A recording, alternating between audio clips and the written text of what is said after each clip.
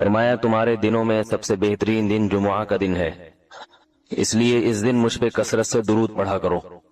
فإن صلاتکم معروضۃ علی، اس لیے کہ تمہارا درود مجھ تک پہنچایا جاتا ہے۔ صحابی نے پوچھا یا رسول اللہ کیف تعرض علیک صلاتنا وقد ارمت، ہمارا درود آپ تک کیسے پہنچایا جائے گا جبکہ آپ جب دنیا سے جائیں گے، قبر میں جسم آپ کا ختم ہو جائے گا، تو ہمارا درود آپ تک کیسے پہنچے گا؟ تو آپ صلی اللہ علیہ وسلم نے فرمایا ان اللہ حرم علی الارض اجساد الانبیاء، اللہ تعالیٰ نے پیغمبروں کے جسموں پر زمین پر پیغمبروں کے جسموں کو حرام کر دیا۔ زمین کسی پیغمبر کے جسم کو کبھی ختم نہیں کرتی۔ تو یہ بھی امت کا اجماعی عقیدہ ہے کہ جتنے بھی انبیاء ہیں ان کے جسم بالکل سلامت رہتے ہیں۔ شہداء میں تو یہ بہت زیادہ مشاہدہ ہوتا ہے، بہت سارے شہداء کے جسم سلامت رہتے ہیں۔ تو ایک اور حدیث میں آپ صلی اللہ علیہ وسلم نے فرمایا من صلی علیہ صلاۃ صلی اللہ بہا عشرہ، جس نے مجھ پر ایک دفعہ درود بھیجا۔ درود کہتے ہیں نبی صلی اللہ علیہ وسلم کے لیے اللہ تعالیٰ سے خصوصی رحمت کی دعا کرنا۔ ایک ہوتا ہے عام دعا، کسی کے لیے بھی رحمت، صلات کہتے ہیں خصوصی رحمت جو اللہ اپنے خاص بندوں پہ کرتا ہے۔ اس لیے صلات کا جو لفظ ہے نا، یہ درود اور صلات یہ پیغمبر کے علاوہ کسی کے لیے جائز نہیں ہے، کیونکہ یہ صلات خاص کس کے خاصہ ہے؟ یہ پیغمبروں کا۔ اس لیے ہم اللہم صلی علی محمد تو کہہ سکتے ہیں، لیکن یوں نہیں کہہ سکتے اللہم صلی علی فلان۔ وہ صلی جو ہے نا، صلات یہ خاص قسم کی رحمتیں ہوتی ہیں جو اللہ پیغمبروں پر بھیجتے ہیں۔ کبھی قرآن میں آتا ہے اولئک علیہم صلوات من ربہم ورحمہ، کہ جو لوگ صبر کرتے ہیں ان پر اللہ کی خصوصی رحمتیں بھی ہیں اور رحمت بھی ہے۔ تو پتہ چلا صلات اور رحمت میں فرق ہے۔ صلات اعلیٰ قسم کی رحمتوں کو کہتے ہیں۔ تو آپ صلی اللہ علیہ وسلم نے فرمایا جس نے میرے لیے ایک مرتبہ رحمت کی دعا کی، درود شریف پڑھا میرے لیے، تو اللہ اس پر 10 رحمتیں بھیجتے ہیں۔ اور جمعہ کے دن زیادہ فضیلت ہے درود شریف پڑھنے کی۔ البتہ یہ جو جمعہ کے دن میں حدیث مشہور ہے کہ 80 سال کے گناہ معاف ہوتے ہیں جمعہ کے دن درود پڑھنے سے، یہ حدیث سند کے لحاظ سے کمزور ہے۔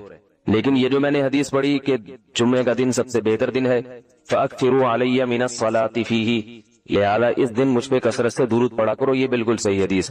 جمعہ کے دن درود شریف کی اضافی فضیلت ہے، آج چونکہ جمعہ کا دن ہے اس لیے میں نے کہا کہ اس بارے میں تھوڑی سی بات کروں۔ ایک اور حدیث میں آتا ہے رسول اللہ صلی اللہ علیہ وسلم نے فرمایا لا تجعلوا قبری عیدا وصلوا علی فإن صلاتکم تبلغنی حیث کنتم، فرمایا میری قبر کو عیدگاہ نہ بناؤ۔ جیسے میلوں کی جگہ ہوتی ہے نا، میلے ٹھیلے، عید پہ جب سب لوگ جمع ہو کے خوشیاں مناتے ہیں، تو جیسے مزاروں پہ ہوتا ہے نا قوالیاں ہو رہی ہیں اور یہ میلے ٹھیلے ہو رہے ہیں آج کل دیکھا ہے، تو پہلے زمانے میں بھی جب کوئی نیک آدمی دنیا سے جاتا تھا تو لوگ اس کی قبر پہ دھرنے مار کے بیٹھ جاتے تھے، اور وہ مجاور اور یہ سب جو ہمارے یہاں ہوتا ہے۔ تو آپ صلی اللہ علیہ وسلم نے منع کیا کہ میری قبر کے ساتھ یہ کچھ مت کرو، البتہ مجھ پہ درود پڑھا کرو، اور فرمایا کہ تم جہاں سے بھی درود پڑھو گے یہ مجھ تک پہنچے گا۔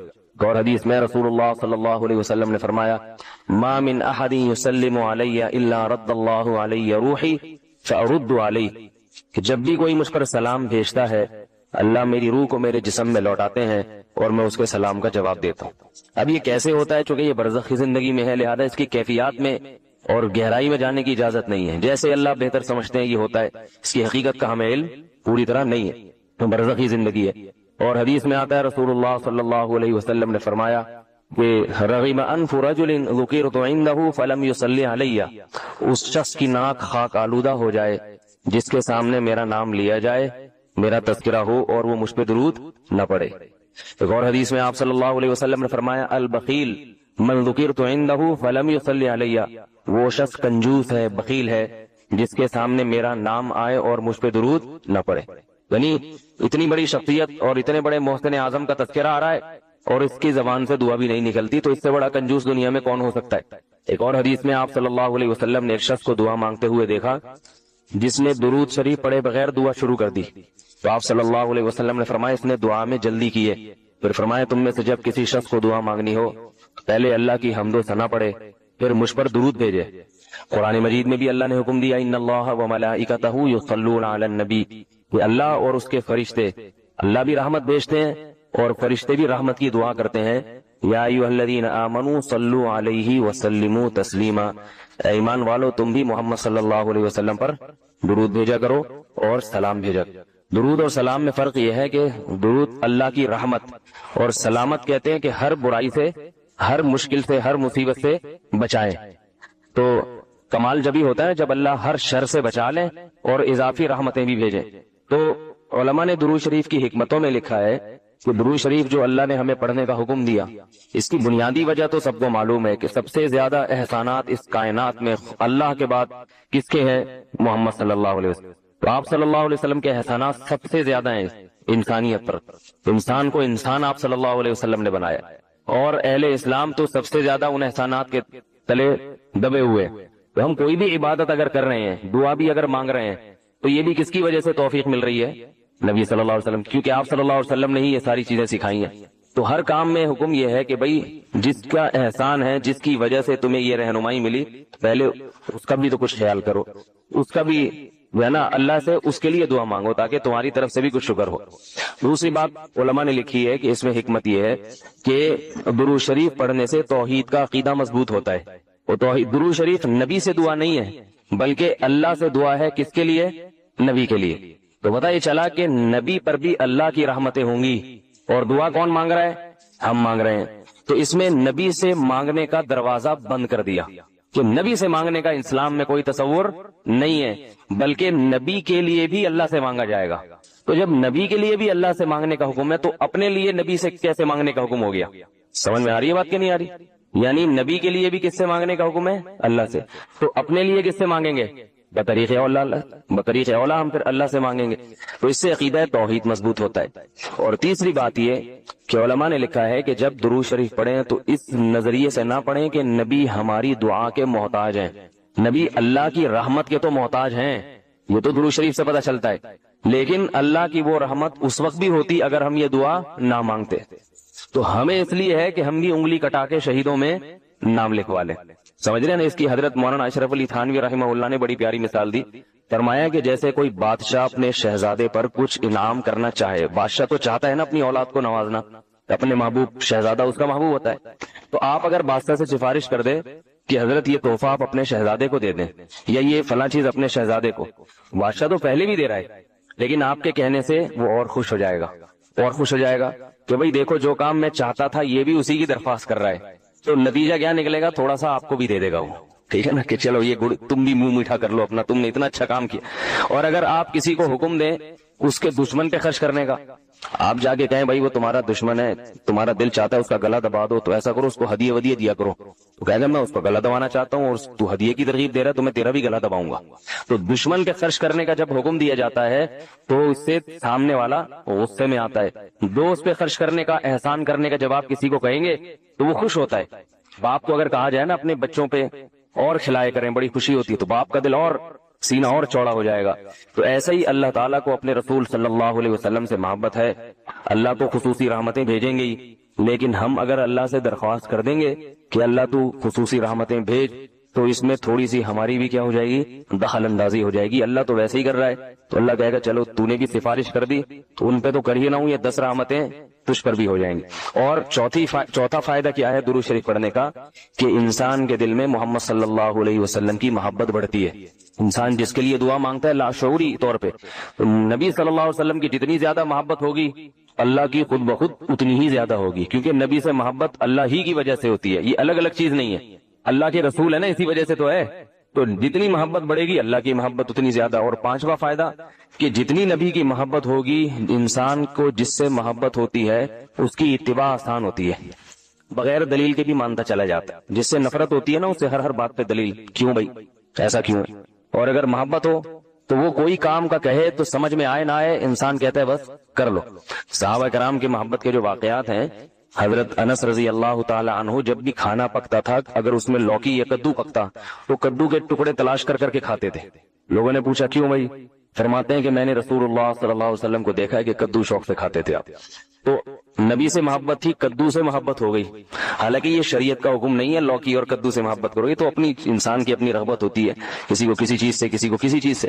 لیکن عشق کی انتہا ہوتی ہے تو انسان کو محبوب کی محبوب چیزوں سے بھی ہو جاتی ہے. تو ہمیں بھی اگر نبی صلی اللہ علیہ وسلم سے محبت ہوگی صلی اللہ علیہ وسلم، تو اگر کدو سے نہ بھی ہو تو کوئی اتنا مسئلہ نہیں ہے، لیکن فرائض واجبات سے تو ہو جائے گی نا، جو شریعت میں ضروری ہیں، جن کی آپ صلی اللہ علیہ وسلم نے بہت تاکید کی ہے، تو ان سے تو ہوگی نا کم از کم.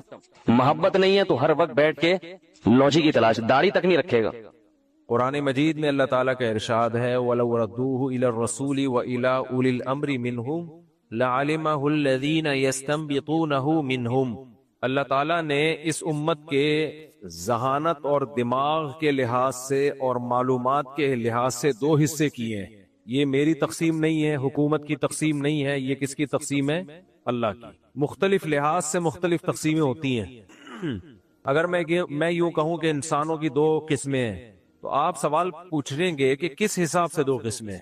بھائی جنس کے حساب سے دو قسمیں، مرد اور عورت، لیکن کیا ہر لحاظ سے دو قسمیں؟ نہیں بھائی، قوموں کے لحاظ سے تو لاکھوں قسمیں، زبانوں کے لحاظ سے کیا خیال ہے؟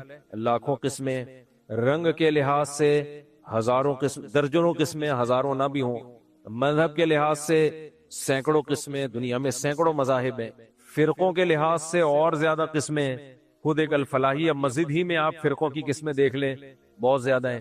تو دولت کے لحاظ سے بڑی بڑی تین قسمیں، درمیانے طبقے، غریب طبقہ، متوسط طبقہ، پھر دولت مندوں کی آگے بڑی قسمیں، ہم جس کو دولت مند سمجھتے ہیں، کچھ دولت مند ان کو غریب سمجھتے ہیں کہ یہ تو کچھ بھی نہیں ہے۔ تو قسمیں ہی قسمیں ہیں انسانوں کی۔ میں جو بات کر رہا ہوں وہ ہے کھوپڑی کے لحاظ سے، دماغ کے لحاظ سے، نمبر دو نالج کے لحاظ سے، علم کے لحاظ سے۔ علم کے لحاظ سے بھی انسانوں کی دو قسمیں ہیں اور کھوپڑی کے اعتبار سے بھی انسانوں کی بولو دو قسمیں۔ کچھ لوگوں کے پاس علم ہوتا ہے سمجھنے کے لیے، کھوپڑی بولو نہیں ہوتی۔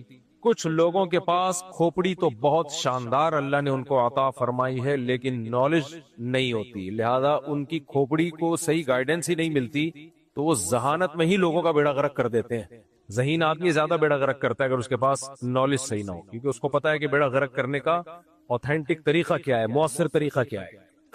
کہتے ہیں نا نادان دوست یہ عقل مند دشمن سے بھی بدتر ہے، کیونکہ دشمن تو آپ کو نقصان پہنچائے گا، آپ ہوشیار رہو گے، جو دوست جو بے وقوف ہو وہ دوستی میں نقصان پہنچاتا ہے، جب دوستی میں پہنچاتا ہے تو اخلاص کے ساتھ پہنچاتا ہے، اس کا مقصد آپ کی بھلائی ہوتی ہے تو وہ آپ کو گھر تک پہنچا کے آتا ہے۔ اس کی مثال ایسے ہے جیسے ایک ڈاکٹر کو علاج نہیں آتا اور اس کے پاس انجیکشن ہے، اس ڈاکٹر کے پاس نالج کی کمی ہے، اس کو نہیں پتا کہ یہ انجیکشن ان لوگوں کو نہیں لگایا جاتا جن کا لیور کمزور ہے، ایک مثال دے رہا ہوں، جن کا جگر کمزور ہے۔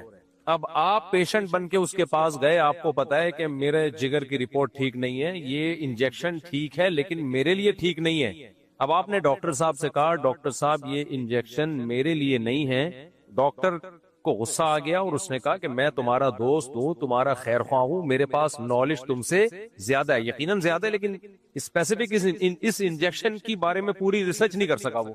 اب وہ انجیکشن اتنا زبردست ہے کہ اس میں بیماری کا یقینی علاج ہے، تو ڈاکٹر کیا کرے گا؟ آپ کی باتیں مانے گا نہیں، وہ آپ کو رسی سے باندھ کے انجیکشن ٹھوکے گا آپ کے، اور طبیعت سے آپ کو ٹھوک دے گا وہ۔ اس کے بعد آپ دوبارہ انجیکشن ٹھکوانے کے قابل نہیں رہیں گے۔ دشمن ہوتا کہتا جا مر بھائی، میرا تیرا کیا لینا دینا۔ دشمن تو یہ کام کرتا نا، دشمن ہوتا کہتا بھائی جا تو نے مرنا، وہ تو اس کا تو خیال ہے کہ بچے گا اس سے، کیونکہ وہ ڈاکٹر آپ کا دوست ہے، لیکن اس کی نالج کیا ہے؟ پوری نالج نہیں ہے اس کے پاس۔ تو ہمیں دو باتیں پتہ چلیں، انسان کی فضیلت، ایک دماغ اس کے پاس صحیح ہونا چاہیے، نمبر دو نالج اس کے پاس مستند ہونی چاہیے۔ یہ دونوں چیزیں جذباتی لوگوں کے پاس نہیں ہوتی، یہ ذہن میں رکھیں۔ یہ دونوں چیزیں کس کے پاس نہیں ہوتی؟ جذباتی لوگوں کے پاس، جو گلے پھاڑ پھاڑ کے ہاں ہو ہی ہو، کوئی بھی ٹاپک ان کو دیا جائے نا تو دلائل کم اور چیخو پکار کو زیادہ فوکس کرتے ہیں۔ نبی کریم صلی اللہ علیہ وسلم کے بارے میں اللہ تعالیٰ نے فرمایا، جو میں نے آیت پڑھی ہے، اِنَّكَ لَعَلَىٰ خُلُقٍ عَظِيمٍ، اے نبی آپ اخلاق کے سب سے اعلیٰ معیار پر ہیں۔ سب سے اعلیٰ اخلاق کس کے تھے؟ نبی صلی اللہ علیہ وسلم۔ میں جو بات کر رہا تھا نا، میں جو دیکھتا رہتا ہوں پبلک کدھر کو جا رہی ہے، پھر میں اسی ٹاپک پہ بات کرنے کی کوشش کرتا ہوں، قرآن کی آیتوں کو سے وہی مضمون نکالتا ہوں میں۔ ہمارے ہاں یہ باتیں میڈیا پہ بہت زیادہ اٹھائی جانے لگی ہیں، کچھ مذہبی لوگوں کا رویہ دیکھ کے، کہ جو مذہبی لوگ ہوتے ہیں وہ تہذیب یافتہ نہیں ہوتے، مذہبی لوگوں کے پاس تہذیب نہیں ہے، مہذب نہیں ہے، نالج نہیں ہے مذہبی لوگوں کے پاس، وغیرہ وغیرہ۔ دیکھو نالج کا مطلب اگر یہ ہے نا کہ میڈیکل سائنس کی نالج نہیں ہے، تو کیا سول انجینئر کے پاس میڈیکل سائنس کی نالج ہوتی ہے؟ اور اگر نالج کا مطلب یہ کہ اسے عمارتیں بنانا نہیں آتی، نقشے بنانے نہیں آتے، اسے نہیں پتا کہ کتنا ویٹ اٹھانے کے لیے کتنا سریا ڈالنا پڑے گا، بیس کتنی ہونی چاہیے، کھدائی کتنی ہونی چاہیے. اگر نالج کا مطلب یہ ہے تو پھر ڈاکٹر کے پاس، ڈاکٹر اس نالج میں زیرو ہوتا ہے، پھر تو سارے ہی جاہل ہیں. عالم صرف وہ ہے جس کو وہ علوم ہو جو آپ کے پاس ہیں. ایسا تو کوئی بھی دنیا میں نہیں ہے. تو علم کا مطلب کیا ہے خوب سمجھیں. علم میں اور فنون میں فرق ہے.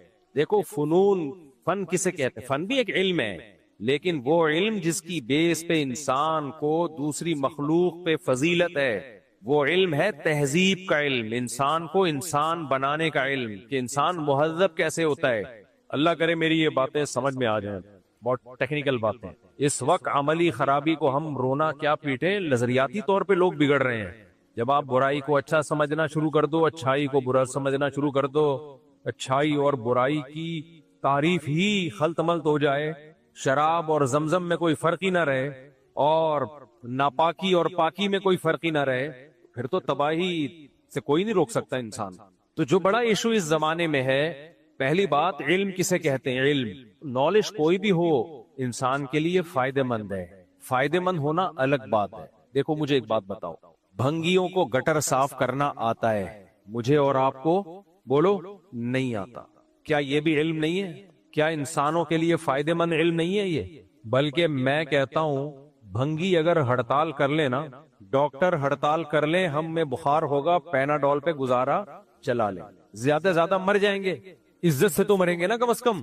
گاؤں دیہاتوں میں لوگ مرتے نہیں ہیں، ہارٹ اٹیک ہوا، قریب میں ہاسپٹل نہیں ہے، ڈاکٹر نہیں ہے، مر گئے، لوگ صبر کر لیتے ہیں، چلو یار آج نہیں تو کل جانا ہی تھا انہوں نے، چلو اللہ تعالیٰ مغفرت فرمائے.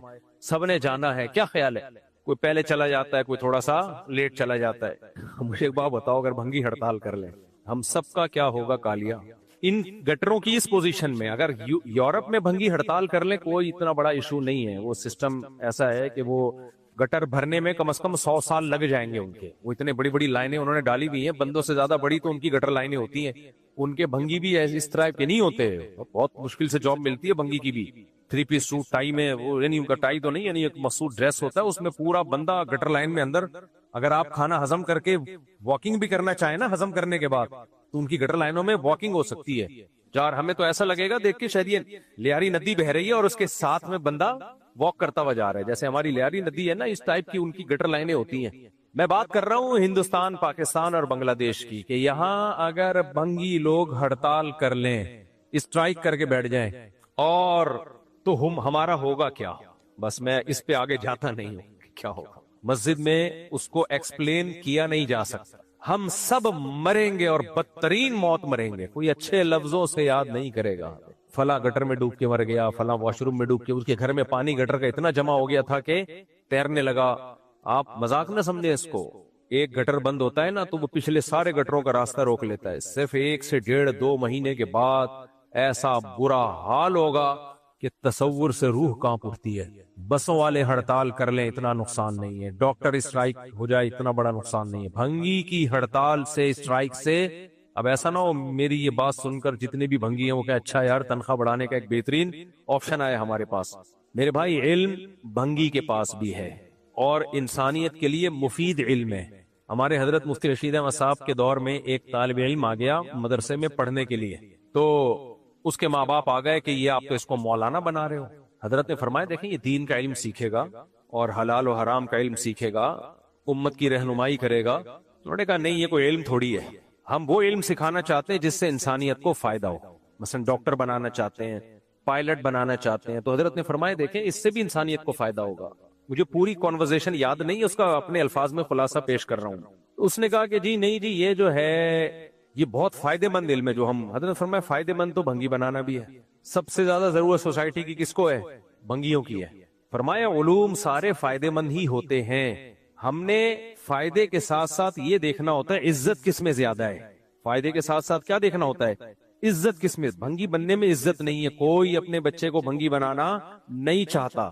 ڈاکٹر بننے میں عزت ہے اور ہونی بھی چاہیے، میں اس کے خلاف نہیں ہوں. کوئی آپ کہیں کہ ڈاکٹر اور بھنگی کو میں نے ایک ہی صف میں لے جا کے بٹھا دیا ہے. فرمایا اصل بات یہ ہے کہ عزت کو دیکھتا ہے انسان کہ عزت کس علم میں زیادہ ہے.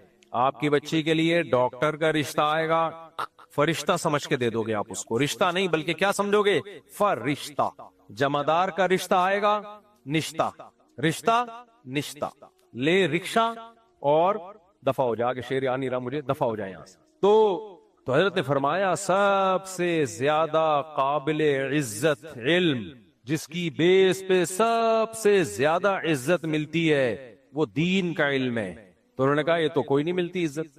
حضرت فرمایا کہ اسی لیے جتنی ملنی چاہیے اتنی نہیں ملتی، کہ اللہ نے یہ عزت آخرت کے لیے محفوظ کر کے رکھی، کہ اللہ کی نظر میں سب سے زیادہ قابل عزت علم جو ہے وہ کون سا ہے؟ دین کا علم۔ ضرورت کا انکار نہیں ہے، دوسرے علوم کی ضرورت۔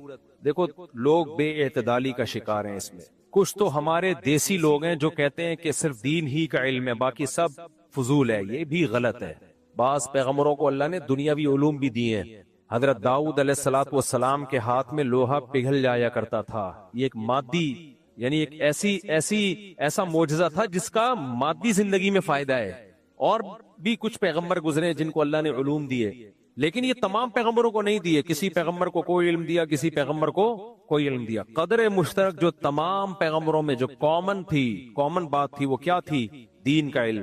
مجھے تھوڑا سا پانی ذرا پلا دیے گا، ٹھنڈا نہ ہو۔ تو دین کا علم اللہ نے تمام پیغمبروں کو دیا ہے۔ کیا خاص چیز ہے بھائی دین کے علم میں جو اللہ تمام پیغمبروں کو دے رہا ہے؟ کیا خاص بات ہے اس میں؟ ٹھنڈا نہ ہو بھائی۔ تو کیا خاص چیز ہے اس علم میں؟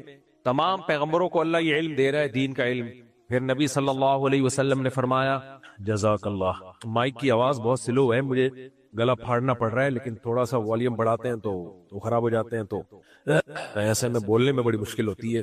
خطیب لوگ ہوتے ہیں نا ان کا لیے تو کوئی مسئلہ ہی نہیں ہے مائک۔ خطیب لوگوں کو ہم نے دیکھا ان کے گلے ہیں ماشاءاللہ، اللہ نے بڑی طاقت دی ہے، ایک دن میں تین بیان تباہی مچا دیتے ہیں۔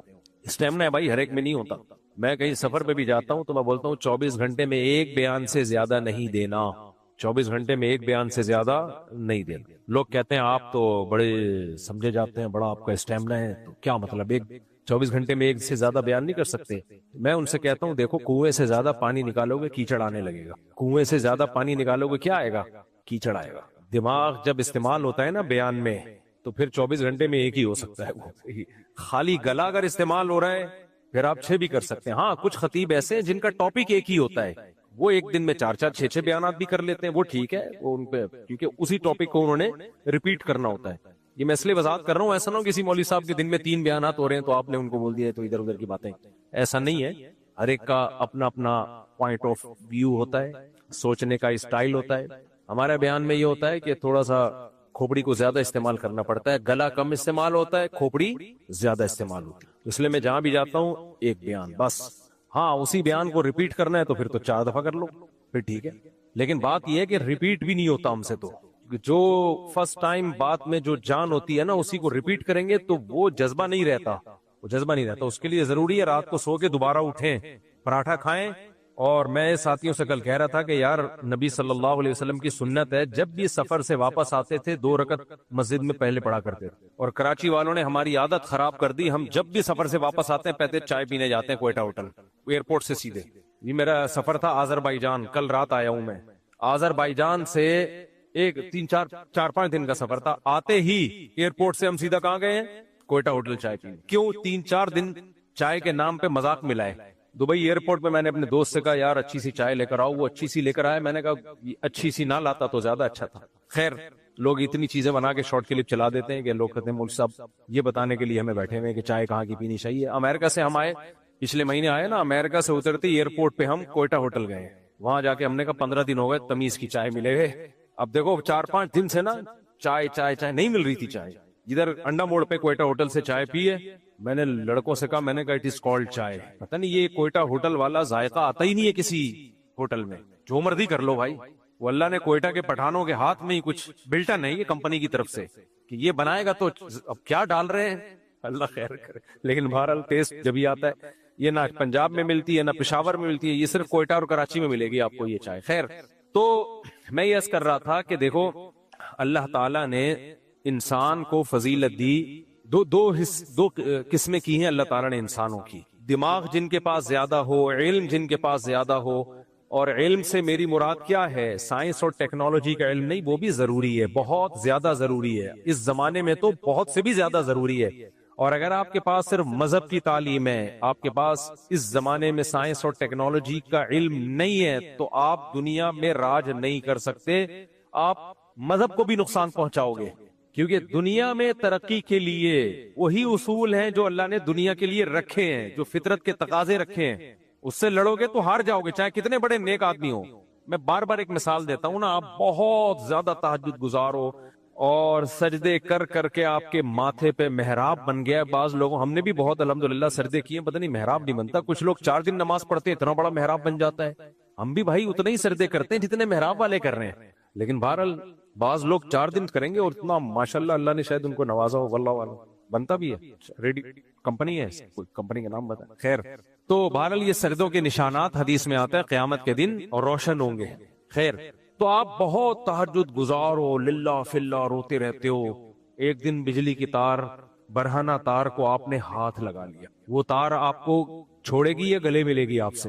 بولو، گلے ملے گی. آپ کے گھر میں ایک برہنہ تار تھی بجلی کی، آپ نے یہ کہہ کے اس کو چھوڑ دیا کہ میں اسباب کی دنیا میں اتنا زیادہ نہیں کہ میں اتنی احتیاطیں کروں کہ کون سی تار باہر نکلی ہوئی ہے، کون سی دیواروں کے اندر جا رہی ہے، یا میں آگ لگنے کے لیے کوئی پہلے سے انتظام کر لوں وغیرہ وغیرہ. آپ نے کہا چونکہ ہمارا تعلق مع اللہ، ایک تو یہ عین بہت گاڑا نکالتے ہیں، جو بھی تعلق مع اللہ اتنا عین نکالتے ہیں کہ بھائی جب اردو بول رہے ہو تو اردو اسٹائل میں بولا کرو اللہ کے بندو. عربی جب عربی میں بولو. پھر ایک صاحب کہنے لگے 100%.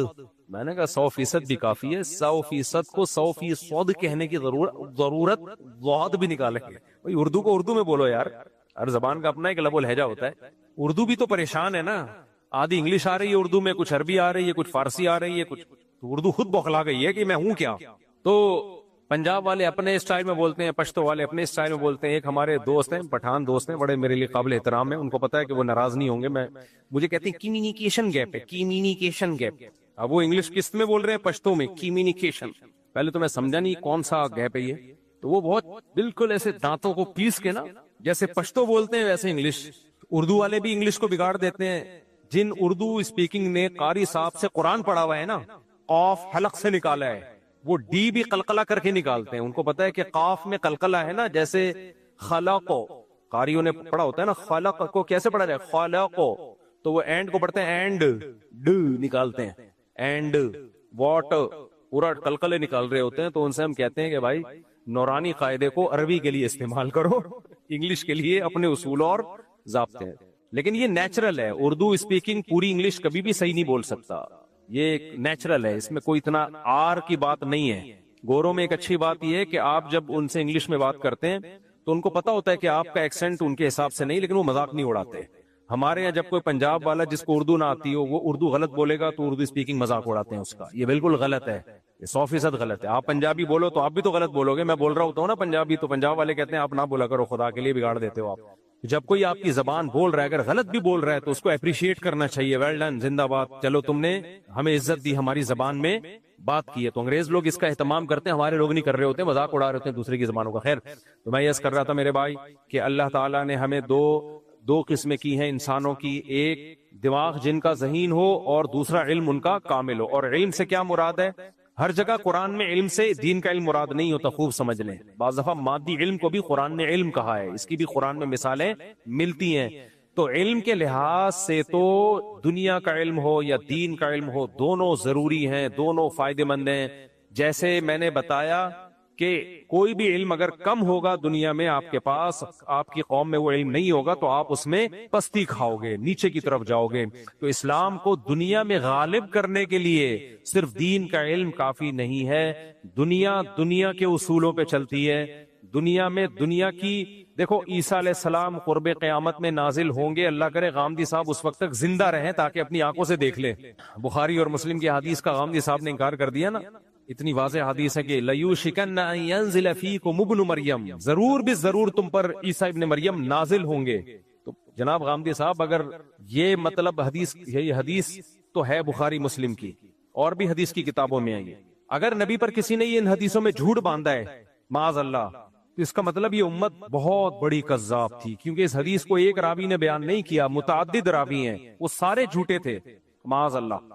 پھر تو امت پہ اعتماد ختم. پھر تو کیا بھروسہ یہ کتاب جو ہمیں قرآن ملی ہے امت نے اس میں تحریف نہ کر دی ہو. آپ کہہ سکتے ہیں قرآن کی حفاظت کا تو اللہ نے وعدہ کیا ہے. اس کا جواب یہ کہ یہ بھی تو اسی قرآن میں لکھا ہوا ہے جو ہمیں اس امت نے دیا ہے. عقلی طور پر امکان ہے خود ہی لکھ کے ہمیں دے دیا ہو, لیکن ہم کہتے ہیں یہ نہیں ہو سکتا, کیونکہ تواتر کے ساتھ جب کوئی چیز چلی آ رہی ہوتی ہے اس میں غلطی کا امکان نہیں ہوتا. تو حضرت عیسیٰ علیہ الصلوۃ والسلام جب نازل ہوں گے نا قرب قیامت میں, اچھا جب نازل ہوں گے تو اس وقت ہی نازل ہوں گے. کائنڈلی ابھی آپ کوئی ایسا کام نہ کرے. لوگ کیا امام مہدی کے انتظار میں آذربائیجان ہو کے آیا ہوں نا, وہاں ایک انقلاب آیا تھا رشیا سوویت یونین کے انقلاب سے پہلے. کوئی لیڈر گزرا ہے جس نے بہت لوگوں کو قتل کیا, اور آذربائیجان میں جو اسلامی حکومت تھی اس کو ختم کر دیا تھا اس نے. یعنی اہل سنت کی حکومت تھی سنیوں کی, تو ختم کیا کس دلیل پہ کہ میں امام مہدی ہوں. حدیثوں میں جس مہدی کا تذکرہ ہے وہ میں ہوں, اور ایسی کی تیسی کر دی پوری اسٹیٹ کی ریاست کی. اس کے بعد سوویت انقلاب آیا تو انہوں نے ان کی بھی ایسی کی تیسی کر دی. تو آج کل ایسی کی تیسی ہی چل رہی ہے مارکیٹ میں. کوئی امام مہدی کے نام پہ کھڑا ہو جاتا ہے, کوئی کہتا ہے امام مہدی چونکہ ابھی خراسان سے نکلنے والے ہیں تو میں ذرا خراسان کی طرف ہو کے جا رہا ہوں. کوئی کہتا ہے دجال کا ابھی ظہور ہونے والا ہے تو میں اس طرف جا رہا ہوں. بھائی جو خوب اچھی طرح سمجھو, بار بار یہ مسئلہ میں بیان کر چکا ہوں. دیکھو ڈاکٹر اسرار رحمت اللہ علیہ کی جو پیش گوئیاں ہیں, کل کسی نے مجھے بھیجا کہ ڈاکٹر اسرار نے تو پہلے کہا تھا افغانستان پاکستان پہ حملہ کرے گا, مجھے ویڈیو بنا کے بھیجی. میں نے کہا وہ ہمارے لیے قابل احترام ہے, لیکن ڈاکٹر اسرار نے حامد کرزئی کے بارے میں کہا تھا. آگے پورے کلپ میں حامد کرزئی کا نام بھی ہے, وہ کسی نے کٹ کر کے آدھا چلا دیا. میں نے کہا دیکھو ڈاکٹر اسرار بھی نہ عالم الغیب تھے, انہوں نے کہا شاہ ولی اللہ نے بھی کہا تھا. میں نے کہا نہ شاہ ولی اللہ عالم الغیب تھے. یہ پیش گوئیاں ایک اندازہ ہوتی ہیں, صحیح بھی ہو سکتی ہیں غلط بھی ہو سکتی ہیں. ان پر ایسے ایمان مت لے کے آؤ جیسے ہم قرآن و سنت میں ایمان لاتے ہیں. میں بھی ایک اندازے سے بات کر سکتا ہوں کہ یہ ہو جائے گا یہ ہو جائے گا, لیکن وہ نہیں ہوتا. بعض دفعہ ہو بھی جاتا ہے, بعض دفعہ نہیں بھی ہوتا. تو بعض باتیں ڈاکٹر اسرار نے کی تھی وہ نہیں ہوئی پوری, وہ انہوں نے کی تھی لیکن نہیں ہوئی پوری. بعض کی ہیں جو ہو گئی پوری. تو انسان کو انسان رہنے دو, اس کو پیغمبر بنا کے بزرگ ایسا بزرگ بنا کے کہ وہ پیش گوئیاں کر رہے ہوتی چلی آ رہی ہیں, یہ مت کرو یہ کام. لوگ کہتے ہیں وہ تو حدیثوں سے پیش گوئیاں کر رہے ہیں. حدیث سے پیش گوئی ممکن ہی نہیں ہے, کیونکہ حدیثوں میں کسی چیز کا ٹائم مینشن نہیں کیا گیا ہے. یہ میں اپنی طرف سے نہیں کہہ رہا, یہ پہلے لکھ چکے ہیں علماء اور محدثین. چونکہ تاریخ میں دیکھا ہے علماء محدثین نے کہ حدیثوں سے لوگ تانے بانے ملا کے ایک پریڈکشن کرتے ہیں, ایک پیش گوئی کرتے ہیں, اور پھر اس کے حساب سے ماحول بنانا شروع کر دیتے ہیں. حالانکہ حدیث میں اس کا وہ ٹائم مینشن نہیں ہوتا. اور پھر یا تو اس کے نام پہ کوئی فساد پھیلا دیتے ہیں, یا پھر سادہ لوگ جب دیکھتے ہیں کہ یہ ہونے والا تھا لیکن ہوا نہیں تو ان کا حدیثوں سے ایمان اڑ جاتا ہے. تو اس لیے یہ جو بھی اس طرح کے اسکالرز گزرے ہیں یہ ہیں اسکالرز ہی, ان کی بات کو پتھر پہ لکیر سمجھ لینا. اس کی مثال ایسے جیسے ڈاکٹر اسرار نے پیشگوئی کی تھی کہ گریٹسٹ اسرائیل بنے گا, جو پورا مکہ مدینہ اور یہ سب چیزیں یہ سب اسرائیل میں داخل ہو جائیں گے. ان کی نیت پہ ہمیں کوئی شبہ نہیں ہے, انہوں نے اچھی نیت سے ہی کہا, لیکن یہ بات غلط ہے. اگر آپ نے مان لیا نا کہ گریٹسٹ اسرائیل بنے گا تو یہ امید کی بات ہے یا مایوسی کی بات ہے؟ مایوسی. اس کا مطلب پھر وہ چھوڑ دیں جو وہاں مزاحمت کر رہے ہیں, وہ چھوڑ دیں مزاحمت. جب بنے گا تو کیا ضرورت ہے کرنے کی؟ پھر تو ڈاکٹر اسرار صاحب کی نیت اپنی جگہ, لیکن انشاءاللہ نہیں بنے گا, کسی کا باپ بھی نہیں بننے دے گا ان کو. یہ اسٹائل ہونا چاہیے. کیسے بنے گا بھائی؟ آپ کے مکان پہ کسی نے دھمکی دی کہ میں قبضہ کروں گا, تو پہلا ریپلائی آپ کا کیا ہوگا؟ تیرے باپ میں دم میں تو کر کے دکھا. لڑنا تو بعد میں جا کے, کیس ویس تو بعد میں نمٹیں گے بیٹھ کے. اور اگر وہ کہے کہ حدیث میں آتا ہے کہ میں قبضہ کروں گا, اس کا مطلب اس نے تو آپ کے ہاتھ پاؤں کاٹ دیے. تو کتنا ہی نیک اسکالر ہو, اچھا ہو, غلطی ہر انسان سے ہو سکتی ہے. میرا مقصد ان کی ذات کو ہدف بنانا نہیں ہے. میرا مقصد صرف اور صرف یہ بتانا ہے کہ حدیثوں میں کسی چیز کو مینشن نہیں کیا گیا ٹائم کو. اس لیے علماء پہلے یہ سب حدیثوں کو ایکسپلین کر چکے ہیں کہ حدیثوں میں دو طرح کی حدیثیں ملتی ہیں ہمیں.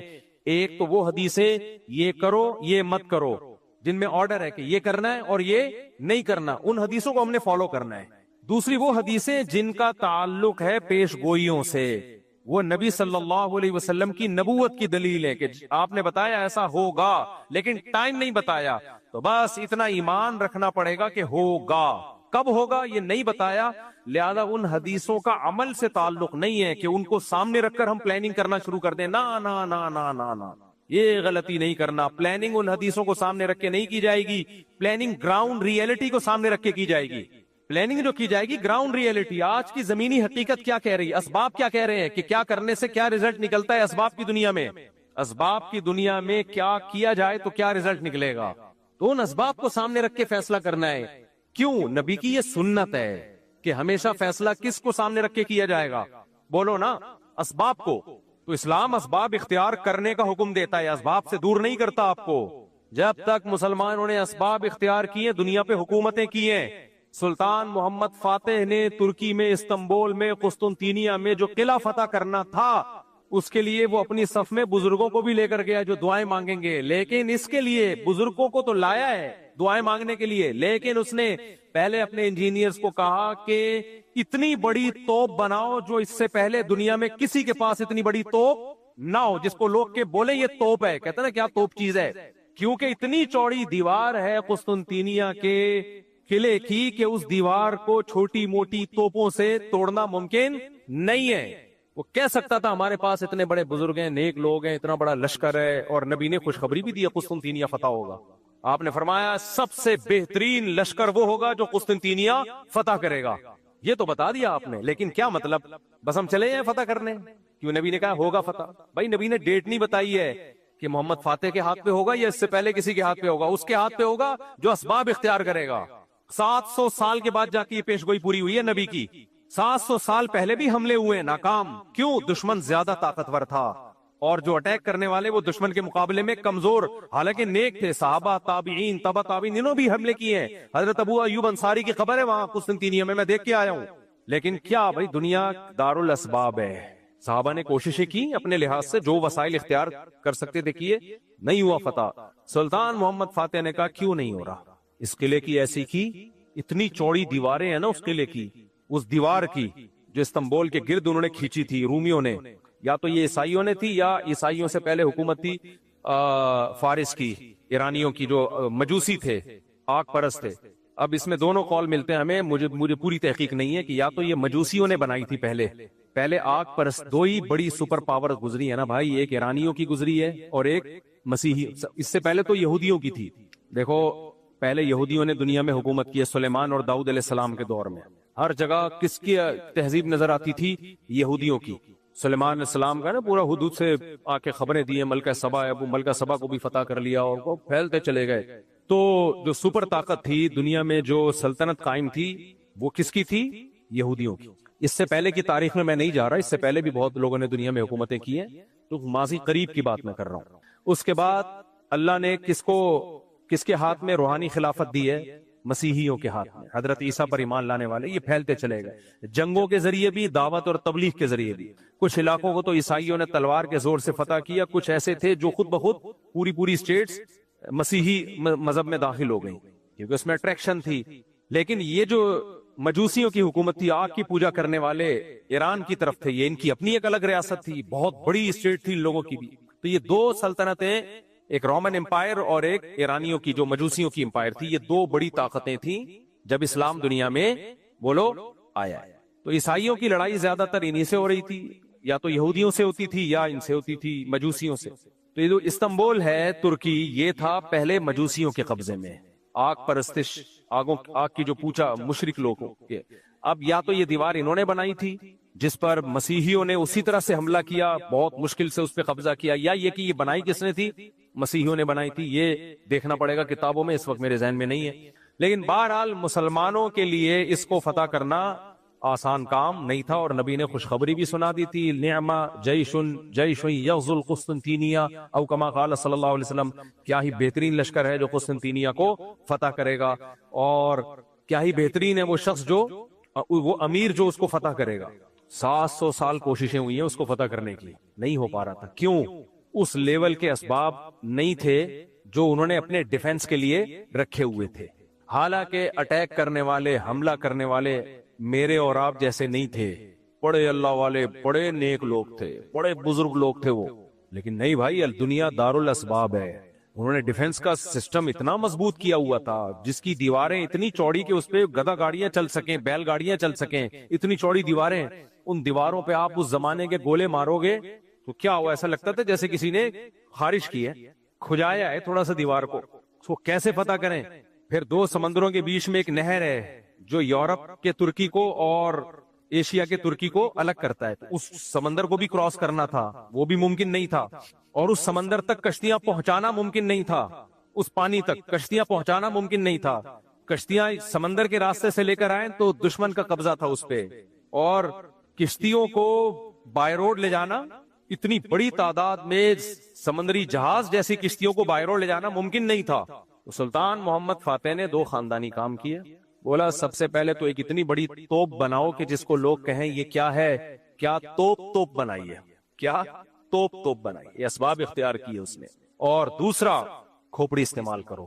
جب تک ہم وہ جو 2 سمندروں کو ملانے والی پٹی ہے پانی کی, اس میں کشتیاں نہیں اتاریں گے, اور اتارے بھی چپکے سے, دشمن کو پتا نہ چلے, تو اس وقت تک ہمارے لیے اس کو فتح کرنا ممکن نہیں. مشورہ ہوا کہ ایک ہی آپشن ہے ہمارے پاس. توپیں تو بنانا کوئی مشکل نہیں ہے, اب انجینئرز نے بنا لی بڑی بڑی توپیں, آج بھی رکھی ہوئی ہیں ترکی کے میوزیم میں آپ جائیں. تو سب سے بڑا مسئلہ یہ ہے کہ خشکی کو پار کر کے پانی میں کشتیاں کیسے اتاری جائیں, جہاں مجاہدین کو بٹھا کے شہر کے اندر بھیجا جائے تاکہ وہ پیچھے سے بھی اٹیک کریں. 2 بڑے چیلنج تھے. نمبر 1 کشتیاں وہاں تک پہنچانا, نمبر 2 چپکے سے پہنچانا, کیونکہ دشمن دیکھ لے گا وہ مارے گا. میں اور آپ ہوتے ہیں, ہم کہتے ہیں لا الہ الا انت سبحانک انی کنت من الظالمین, 10 لاکھ دفعہ اس کا ورد ہوگا. آؤ بیٹھو سارے, یا اللہ فتح کرا دے, یا اللہ ہم تیرے گناہگار بندے ہیں اور ابھی تک گناہگار ہی ہیں کیونکہ اسباب اختیار کر نہیں رہے. پھر ہم جاتے, شف سرکار بھی ہمارے پاس ہوتا, ہم کہتے ادھر منہ کر کے جتنی تیرے پاس پھونکے آج ساری نکال دے. گورنمنٹ سے کہتے پھونک کے اسپیشل سلنڈر لے کر آؤ اور شف سرکار کے لگا دو تاکہ ہوا اندر جائے اور سرکار کے زمانے مبارک سے باہر نکلتی رہے ہوائیں. وظیفے کا خدا نہ خواستہ میں مذاق نہیں اڑا رہا. لا الہ الا انت سبحانک انی کنت من الظالمین, یہ بہت کارآمد دعا ہے. اس دعا کی برکت سے یونس علیہ السلام مچھلی کے پیٹ سے نکلے ہیں. مصیبتوں میں یہ دعائیں مانگنی چاہیے, یہ وظیفہ پڑھ سکتے ہیں, پڑھنا چاہیے, لیکن پہلے کام تو پورا کرو بھائی. پیناڈول رکھی ہوئی ہے, بخار میں یوں یوں گھوم رہا ہے, ابے یہ 2 گولی کھاتے ہوئے تجھے تکلیف ہو رہی ہے, موت آ رہی ہے, کھا لے, پھر فاتحہ پڑھ کے پھونک بھی لگا دینا. وہ کھا نہیں رہی ہے, اور سارا زور کس پہ ہے؟ پھونکوں پہ ہے. تو مسلمان کا سارا زور اس وقت پتہ ہے کس پر ہے؟ اسباب کی نفی پر. اس میں مذہبی طبقے کی بھی میجورٹی مبتلا ہو چکی ہے. ہمارے فرمایا کرتے تھے, یہ مفتی رشید احمد صاحب رحمہ اللہ کی جان کو جب خطرہ ہوا تو گارڈ رکھے حضرت نے, بڑے زبردست گارڈ رکھے تھے حضرت نے نا. اور حضرت کے شاگرد چونکہ مخلص تھے, انہوں نے کہا کہ ہم آپ کو بغیر گارڈ کے چھوڑیں گے نہیں. آج کل شاگردی مروا دیتے ہیں کہ حضرت آپ کا تو اللہ سے تعلق اتنا زبردست ہے, آپ کو تو کسی کا باپ بھی نہیں بم سے اڑا سکتا. پہلے ہمارے سینے پہ گولی آئے گی, پھر آپ کی آئے گی. آ تو گئی نا, بھلے تیرے کے بعد ہی آئی, لیکن آ تو گئی نا حضرت جی کے. تو حضرت نے تو کم رکھے تھے گارڈ. حضرت کے شاگرد چونکہ حضرت سے محبت کرتے تھے, انہوں نے کہا یہ اتنے کافی نہیں ہے. حضرت فرمایا کافی ہے. فرمایا نہیں, اس کو بڑھائیں گے. آپ کی سیکیورٹی آپ نہیں, ہمارے ہاتھ. جب محبت ہوتی ہے نا انسان کو, آپ کو ابا سے محبت ہے, آپ کو پتا ہے کہ ابا کا بی پی ہائی ہوا ہے, یہ گولی کھائیں گے تو نارمل ہو جائیں گے. ابا کھا نہیں رہے تو آپ گن پوائنٹ پہ کھلاؤ گے ان کو گولی. اگر آپ کو محبت ہوگی, نہیں ہوگی تو آپ بولو گے چلو ابا کا مرنے کا پروگرام ہے. تو دیکھو اسلام میں زبردستی نہیں ہے, کسی چیز میں زبردستی نہیں ہے. نہیں بھائی, جس سے محبت ہوتی ہے آدمی کہتے ہیں اس کو بچاؤ. تو ہمارے حضرت کے شاگرد تھے, چونکہ وہ حضرت سے مخلص تھے, انہی دنوں میں مولانا یوسف الجھانوی شہید رحمۃ اللہ علیہ کو بھی بڑے خطرات تھے. تو وہ بےچارے کہیں بغیر گارڈ کے نکلے. کسی نے کنپٹی پہ اتنے بڑے عالم, اتنے بڑے بزرگ, کیسا روحانی نورانی چہرہ, ایسے پرہیزگار. ہم نے ان سے جب بھی ملاقات کی ہے, کہتے ہیں نا کچھ لوگ نیک لوگ ہوتے ہیں جن کو دیکھ کے اللہ یاد آ جائے, وہ ان لوگوں میں سے تھے. اور علم کا سمندر, کیسے آرام سے بےچارے کہیں باہر نکلے, کسی آرام سے کسی نے گولی ماری اور نکل لی. ہمارے حضرت کو اتنا غصہ آیا, حضرت نے فرمایا کہ ان کا قتل ان کے مریدوں کے ذمے ہے. حضرت تو جوش میں آ کے نا دیکھتے نہیں تھے, اتنا وہ شکر ہے اس وقت میڈیا نہیں تھا. فرمایا ان کے قاتل ان کے مرید ہیں. اتنا غصہ, وہ مریدوں نے قتل نہیں کیا تھا بیچارے. مطلب حضرت کا یہ تھا کہ جب ملک کی حالات بھی آپ کو معلوم ہے تو آپ نے زبردستی سیکیورٹی کیوں نہیں دی ان کو؟ اگر وہ نہیں بھی لے رہے تو آپ کو اگر ان سے محبت تھی تو آپ نے زبردستی ان کی سیکیورٹی دینی چاہیے تھی. تو ہمارے ہاں بجائے سیکیورٹی دینے کے یا سیکیورٹی کے ساتھ تعاون کرنے کے, الٹا یہ اعتراض کہ ان پہ کو اللہ پہ توکل نہیں ہے, یہ گارڈ لے کے گھومتے ہیں. تو اس موقع پہ ہمارے حضرت نے فرمایا کہ جو ان کے مریدین ہیں نا, ان سے بولو اپنی دکانوں پہ تالے ڈالنا چھوڑ دو. رات کو دکانیں بغیر تالے کے چھوڑ کے چلے جایا کرو, آیت الکرسی پڑھا کرو اور پھونک مار کے جایا کرو, ٹھیک ہے نا, تالا والا نہ لگاؤ. کا اپنی دکانوں پہ جس میں انسان نہیں ہے، پیسہ پڑا ہوا ہے. پیسہ بھی کیا ہوگا، کچھ بسکٹ کے ڈبے رکھے ہوئے ہوں گے، کچھ شیمپو کی بوتلیں رکھی ہوئی ہوں گی، اس پر اتنے موٹے موٹے تالے ڈالتے ہیں. اور جو انسان ہے، جو ان کے پیر و مرشد ہیں، ان کی حفاظت کا کوئی لوگوں نے انتظام نہیں کیا. میں جانتا ہوں ان کے مرید بیچارے مخلص تھے، لیکن ٹرینڈ یہی چل رہا ہے نا آج کل کے دینداروں میں. ٹرینڈ یہ چل رہا ہے کہ حفاظت کی بالکل کوئی فکر، کوئی پرواہ نہیں ہے. ہماری مسجد میں جب سیکیورٹی کے مسائل کھڑے ہوئے نا تو کچھ لوگوں نے اعتراض کیا، یہ کیا، ادھر سے بھی تلاشی، ادھر سے بھی تلاشی. مجھے بہت زیادہ تنگ کرنا شروع کیا. مرغی پہ مسائل کھڑے ہوئے نا، یہ مرغیاں مفتی صاحب نے، میں نے ہٹا دی. میں نے کہا ایسی کی تیسی چھوڑو یار، جو چیزیں لوگوں میں بدگمانی کا ذریعہ بنی ہٹاؤ اس کو. ساری مرغیاں، حالانکہ کم سے کم بھی 2 سے 2.5 لاکھ روپے کا سیٹ اپ بنایا تھا میں نے، وہ سارے ضائع ہو گئے میرے. میں نے کہا ہٹا دو، کوئی مسئلہ نہیں. سیکورٹی پہ بھی یہ کہ وہاں سے آ رہے ہیں تلاشی، وہاں سے یہ کیا ہے، کوئی GHQ ہے یا کیا ہے، یہ کوئی بم لے کے آ رہے ہیں. میں نے ساتھیوں سے بولا کوئی کمپرومائز نہیں کرنا ہے، کسی بے وقوف اور احمق کی بات میں سے ذرا بھی متاثر نہیں ہونا. میں نے کہا اس کو ڈبل کرنا ہے، کم نہیں کرنا. سمجھ رہے ہو، کتنے سارے نمازی خلاف ہو جائے نا، ایسی کی تیسی جاؤ باہر. بے وقوفوں کی باتوں میں آ کے یہ تھوڑی کہ اس میں سیکیورٹی صرف ہماری نہیں ہے، آپ کی بھی ہے. اللہ سب کو بچا کے رکھے. جب بم پھٹتا ہے نا تو جس کو ہدف بنایا جاتا ہے صرف وہ نہیں جاتا، گریوی میں 10-15 بھی اسی کے ساتھ جو بیان سننے آئے تھے وہ بھی چلے جاتے ہیں. تو بھائی یہ تو آپ کے فائدے کے لیے ہے. اس سیکیورٹی کو ابھی ہم نے بڑھانا ہے، سمجھ رہے ہو، کم نہیں کرنا. تو آپ کو اگر کوئی تکلیف ہو رہی ہے، ہم آتے ہیں تو ہماری تلاشی کیوں لی جاتی ہے، ہم کوئی شکل سے دہشت گرد لگ رہے ہیں. آپ شکل سے جتنے بھی شریف لگے ہیں یار، پھر بھی آپ کو پوری تلاشی لی جائے گی آپ کی، ٹھیک ہے نا. تو اس لیے بیان سننے آنا ہے تو تلاشی میں کمپرومائز، سیکیورٹی میں کوئی کمپرومائز بولو نہیں ہوگا. ایک دن کیا ہوا، یہاں پر ایک بندہ بیٹھا ہوا تھا، شروع کی بات ہے جب زیادہ سیکیورٹی کا سخت نظام نہیں تھا، اس کی جیب میں ٹی نکلی، پسٹل تھی اس کی جیب میں. ہم بدگمان نہیں ہو رہے، اپنے ڈیفنس کے لیے لایا ہوگا، لیکن بھائی کسی کے چہرے پہ تھوڑی لکھا ہوا ہوتا ہے. تو گارڈ نے یوں کر کے نظر ڈلاتا رہتا ہے نا، تو اس نے دیکھ لیا، اس کو بلایا. خیر ہم نے پولیس والوں کو بلایا، انکوائری کی، وہ بندہ صحیح تھا، یعنی کوئی وہ نہیں تھا. آپ ڈرے نہیں، آپ کہ اچھا یہاں تو ٹیٹیاں نکل رہی ہیں، گھبرانا نہیں ہے. شریعت کہتی ہے اسباب مکمل اختیار کرو، اس کے بعد توکل کس پہ رکھو، اللہ. مرنا ہوگا جس دن، جو رات قبر میں گزرنی ہے، کسی کا باپ بھی وہ قبر سے باہر نہیں گزروا سکتا، اور جو قبر میں نہیں گزرنی وہ کسی کا باپ بھی قبر میں نہیں گزروا سکتا آپ سے. تو کام سارے کرنے ہیں لیکن اسباب بھرپور اختیار کرنے ہیں. اس کے بعد پھر اللہ پہ توکل بھی کرو. پھر تو جو مرنا ہے بھائی وہ تو مرنا ہے، ڈرو نہیں موت سے. موت کا ڈر الگ چیز ہے اور بے احتیاطی الگ چیز ہے. تو ہمارے حضرت نے فرمایا کہ یہ جتنے بھی لوگ ہیں نا، جو حضرت مولانا یوسف جانوی شہید رحمۃ اللہ علیہ کو انہوں نے سیکیورٹی نہیں دی، فرمایا کہ یہ اپنی دکانوں پہ بڑے موٹے موٹے تالے ڈال کے جاتے ہیں، حالانکہ اندر کیا رکھا ہوتا ہے، شیمپو کی بوتلیں. ٹھیک ہے، آپ گولے گنڈے والے کو دیکھو، جب ریڑی بند کرے گا کیسے تالے لگے ہوئے ہو، اور نظر سے بچنے کے لیے بھی انتظامات کیے ہوئے ہوتے ہیں. حلیم کی دیگوں پہ لکھا ہوتا ہے، کالا جوتا لٹکا ہوا ہوتا ہے، اس بزنس کو نظر نہ لگے. بزنس کیا ہے، ٹوٹل 2 دیگیں. اللہ اور برکت دے بھائی، 2 دیگیں کو 4 کر دے اللہ، ہماری دعا ہے. لیکن ابے بھائی، یا تو بہت بڑا جاپان کی گاڑیوں کا تیرا شو روم ہوتا، اربوں خربوں روپے کی ٹرانزیکشن ہو رہی ہوتی، روزانہ 50 گاڑیاں نکل رہی ہوتی تیرے شو روم سے، تو نظر سے بچنے کے لیے کچھ اہتمام کرتا. وہ کر نہیں رہا، وہ بیٹھا ہوا ہے آرام سے. تیری حلیم کی دیگ ہے، اس پہ جوتے بھی لٹکے ہوئے ہیں اور کالے کپڑے بھی جھوم رہے ہیں. رکشے والے نے پیچھے جوتا لٹکایا ہوا ہوتا ہے، اب کم نظر آ رہا ہے، پہلے بہت ہوتا تھا. میں نے ایک دن پوچھا یار یہ کسی کی چپل اٹک کے رہ گئی، یہ بعض دفعہ ہوتے ہیں لوگ. میرے تو یہ خیال تھا کوئی اترتے ہوئے چپل اٹک گئی تو اس نے باہر لٹکا دی کہ جن صاحب کی ہوا کے لے جائے. اس نے کہا بھائی یہ نظر سے بچنے کے لیے. میں نے کہا بھائی ٹرک کو نظر لگی تھی تو رکشہ بن گیا تھا وہ، اس کو کیا نظر لگے گی، یہ کیا بنے گا بیچارہ. یوسف علیہ السلام کے قریب کسی کا حسن ہو، ایسے اس بچے کی ماں حسن کو نظر سے بچانے کے لیے کچھ اہتمام کرے. جیسے کہتے ہیں حضرت عثمان نے ایک خوبصورت بچہ دیکھا تو اس کو ایک تل لگا دیا تو تھوڑا عیب پیدا کرنے کے لیے. تو سمجھ میں آتا ہے بھائی، مائیں بچوں کو نظر سے بچا رہی ہیں، وہ بچے جو اندھیرے میں نظر نہیں آتے. وہ واقعہ پورا کون سا واقعہ تھا؟ ہاں وہ واقعہ رہ گیا. چلو تو خیر، تو سلطان محمد فاتح نے کیا کیا، یہ اسباب اختیار کی. میرا مقصد واقعہ سنانی ہے، تو میں ہسٹری بیان کر چکا ہوں پہلے بھی جب میں ترکی کا دورہ کر کے آیا تھا.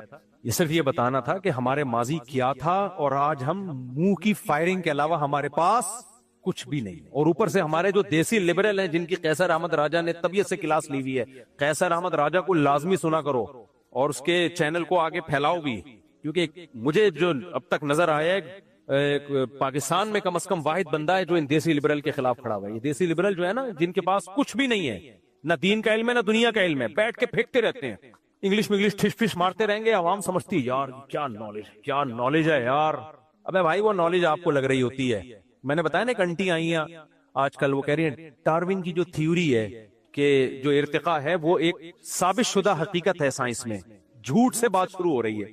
پھینکنے پر گورنمنٹ نے کوئی پابندی لگائی ہے یار؟ پھینکتے رہو۔ سائنسدان کہہ رہے ہیں کہ ثابت شدہ نہیں ہے، اور ہمارے پڑھے لکھے کہہ رہے ہیں کہ ثابت شدہ ہے۔ کوئی حکیم دوا بنا رہا ہے، اس کو خود اطمینان نہیں ہے کہ بھی ٹرائی کروں گا، اور اس کا جو منشی بیٹھا ہوا ہے وہ کہہ رہا ہے ایسی بہترین دوا ہے 100 بندوں پہ تجربہ ہو چکا ہے، تو اس سے بھی آگے نکلنے کی کوشش کر رہے ہیں۔ تو یہ دیسی لبرل جو اس طرح کی تحقیق پیش کر رہے ہیں نا، خوب سمجھ لو ان کا مقصد تحقیق نہیں ہے، ان کو ایک ٹاسک دیا گیا ہے کہ علماء کو اور اسلام کو پیچھے رکھنا ہے۔ اس کا طریقہ یہ ہے کہ سائنس کو اس انداز میں پیش کیا جائے کہ لوگ سمجھیں کہ سائنس اور مذہب آپس میں ٹکرا رہے ہیں۔ ابھی ایک دیسی لبرل انکل ہیں، ان کے اسپیچ سن رہا تھا، میں کہہ رہے تھے کہ مذہبی آدمی تو تہذیب یافتہ ہو ہی نہیں سکتا، مذہبی آدمی تہذیب یافتہ ہو ہی نہیں سکتا۔ واہ واہ واہ واہ بھائی، تہذیب مذہب کے علاوہ خدا کی قسم کسی کا باپ کہنے والا تھا، لیکن پھر یہ دیکھا تہذیب یافتہ نہیں ہوتے۔ یہ دیکھو مذہب جو ہے نا بھائی، ہمارا اسٹائل ہے نا، اسٹائل تھوڑی ہم چینج کریں گے، اسٹائل ہے نا، اسٹائل بھی تہذیب کا ایک حصہ ہے۔ انگریز بھی تو باپ کے تو ان کے باپ ہوتے نہیں تو وہ ماں کے تانے دیتے ہیں، یہ تہذیب ہے۔